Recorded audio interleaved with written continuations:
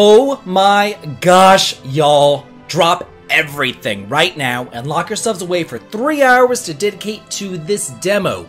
Because if you thought that the original Star Ocean the Second Story was fantastic the first time around, holy shit olas. This demo didn't just bring it up like a notch, it brought it up to like the stratosphere.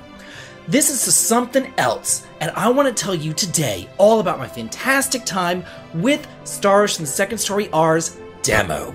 First off, there are a couple of things that you are going to need to know, such as the limitations with the demo. It is 3 hours long. That's it. You get 3 hours to fool around with it, then once you hit that threshold, you're done. Also, you can't go past Cross Cave, and you can't get past level 12 either. So while you really can fool around with a bunch of the different starting areas on the Cross Continent, you can't power level or anything else like that, and thankfully though, you can carry over all of your save data from the demo into the full game. The 3 difficulty modes from the original game are still kept intact, though now you can switch between them at will while you're still playing. I have always felt that Star Ocean 2 was the best in the entire series, and here it's just elevated from arguably the best action RPG on the PlayStation to probably one of the best action RPGs of all time. No exaggeration, it is just that good.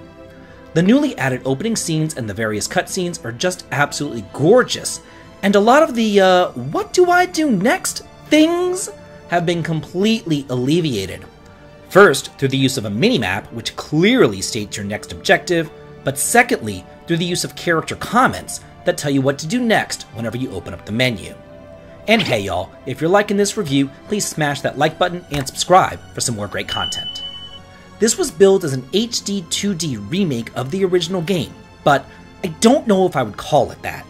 If you look at something like Octopath Traveler, it has this weird, almost like telescope lens, where the screen kind of fades to black around the edges, but that's not present here. And also, all of the pre-rendered backgrounds that were utilized in the original game are still intact. It's not all like redrawn from the ground up using pixels, and I personally love the art direction that they went with. There are a lot of new additions, and quality of life changes too, such as an auto-equipped wizard that pops up whenever you get new equipment, allowing you to just like automatically equip all of your best stuff, but it doesn't change the accessories around, thank God. Unique spots are scattered around the map, which takes a page out of like Xenoblade's book, and it gives you experience, gold, and items for going off the beaten track and finding all the little cool things. And also, encounters are no longer random. They appear on screen as like little clouds, similar to Okage's Shadow King, where the green clouds are weak enemies, the purple ones are normal, and the red ones are strong. Another little change that I loved is the friendship level is now shown on screen.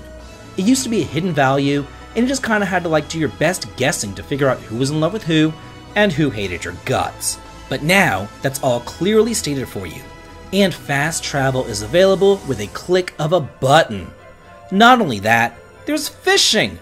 Cause you know, you can't have an RPG without fishing nowadays, it just seems to be the new rule.